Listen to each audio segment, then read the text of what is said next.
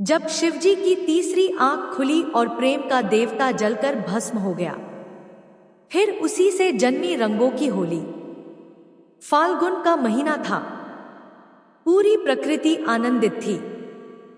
हवा में बासंती सुगंध थी। वृक्षों पर नए पत्ते और रंग बिरंगे फूल खिल चुके थे। नदी का पानी भी चंचलता से बह रहा था, मानो इस दिव्य ऋतु का स्वागत कर रहा हो। हर ओर प्रेम, उल्लास और सौंदर्य बिखरा हुआ था।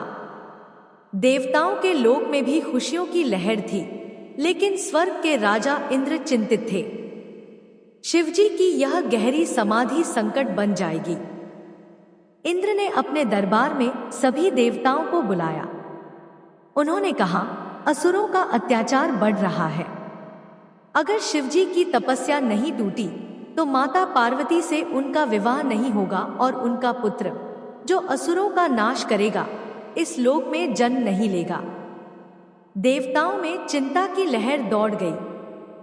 सभी जानते थे कि जब तक शिवजी माता सती के वियोग में तपस्यारत रहेंगे, तब तक कोई भी शक्ति उन्हें संसार की ओर मोड़ नहीं सकती। लेकिन कोई उपाय तो करना था। केवल एक ही उपाय है, इंद्र ने गहरी सांस लेते हुए कहा। हमें प्रेम के देवता कामदेव को भेजना होगा। कामदेव ने इंद्र की बात सुनी तो पहले हंस पड़े। स्वर्ग के राजा, आप भूल रहे हैं कि यह शिव हैं, जिनकी भ्रिकुटी तन जाए तो काल भी थरथर कांपने लगे। उनके ध्यान को भंग करना खेल नहीं, महाविनाश को आमंत्रण देना है। लेकिन देवताओं के आग्रह और सृष्टि की भलाई के लिए कामदेव को यह कठिन कार्य स्वीकार करना पड़ा। कामदेव अपनी पत्नी रति और वसंत ऋतु के साथ कैलाश पर्वत पहुंचे। वहां का दृश्य एकदम विपरीत था। जहां पृथ्वी पर बासंती मौसम था, वहीं कैलाश पर्वत पर शांति और गहरी नीरवता थी। शिवजी हिमालय की चोटियों पर ध्यानमग्न बैठे थे। उनके शरीर पर केवल बाघ की खाल थी, गले में नाग लिपटे हुए थे और जटाओं में गंगा बह रही थी। उनके चारों ओर योगियों और गणों का वास था, जहां संसार का कोई भी मोह नहीं पहुंच सकता था। कामदेव ने अपनी शक्ति से पूरे वातावरण में प्रेम का संचार किया। फूलों की सुगंध फैलने लगी, पक्षियों का मधुर संगीत गूंजने लगा और मंद मंद वायु बहने लगी।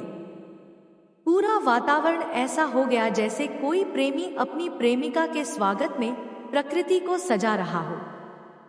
फिर कामदेव ने अपना पुष्प बाण उठाया। यह कोई साधारण बाण नहीं था। यह वह दिव्य बाण था जो किसी के भी हृदय में प्रेम की अग्नि जला सकता था। जैसे ही उन्होंने वह बाण चलाया, उसकी अदृश्य शक्ति शिवजी के हृदय तक पहुंची।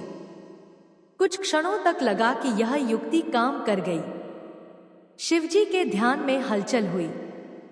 उनके नेत्र धीरे धीरे खुलने लगे। लेकिन अगले ही पल कुछ ऐसा हुआ जिसकी कल्पना खुद कामदेव ने भी नहीं की थी। शिवजी की आंखें खुली, लेकिन वे शांत नहीं थी। उनके भीतर तपस्या भंग होने का क्रोध था। उनके नेत्र सूर्य से भी अधिक तेजस्वी हो उठे। गगन में गर्जना हुई, पूरा कैलाश पर्वत हिलने लगा। देवताओं के लोक में भय फैल गया। कामदेव भयभीत हो गए।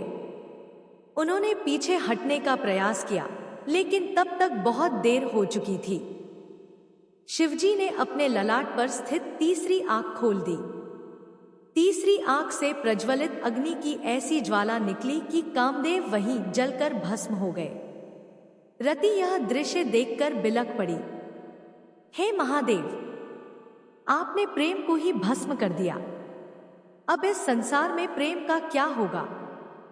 शिवजी की आंखों में करुणा आई, लेकिन वे शांत होकर फिर ध्यान में लीन हो गए। कामदेव की मृत्यु से सारा संसार शोक में डूब गया। वसंत ऋतु में भी उदासी छा गई। प्रेम का देवता नहीं रहा। देवताओं ने शिवजी से फिर प्रार्थना की। माता पार्वती ने भी उन्हें समझाया, प्रेम बिना यह सृष्टि अधूरी है। यदि कामदेव की शक्ति नहीं रही तो संसार ठहर जाएगा। शिवजी ने उनकी बात सुनी और कहा, कामदेव अब अपने स्थूल शरीर में नहीं होंगे, लेकिन वे सभी के हृदयों में प्रेम के रूप में जीवित रहेंगे। यही हुआ। कामदेव को अनंत अदृश्य रूप में पुनर्जीवित किया गया। उनकी राख को देवताओं ने प्रेम और उत्सव का प्रतीक मानकर एक दूसरे पर लगाया और वहीं से रंगों की होली का जन्म हुआ। यह कथा हमें सिखाती है कि प्रेम अमर है। भले ही शिवजी ने कामदेव को भस्म किया, लेकिन प्रेम फिर भी जीवित रहा। यह हमें यह भी बताती है कि प्रेम में त्याग और धैर्य आवश्यक है, जैसे रति ने अपने पति को वापस पाने के लिए किया। होली केवल रंगों का त्योहार नहीं, बल्कि यह प्रेम, पुनर्जन्म और आनंद का पर्व है। तो जब भी आप इस होली पर रंग लगाएं, याद रखें कि ये सिर्फ रंग नहीं, बल्कि कामदेव की प्रेम भरी राख से जन्मा उत्सव है। हर रंग में शिव का आशीर्वाद है और हर गुलाल में प्रेम की अनोखी कहानी। तो किसी लगी आपको ये कथा? अगर अच्छी लगी हो कमेंट नमः शिवाय लिखो, चैनल को सब्सक्राइब करें और वीडियो को लाइक करें। हम आपके लिए ऐसी वीडियो लाते रहेंगे।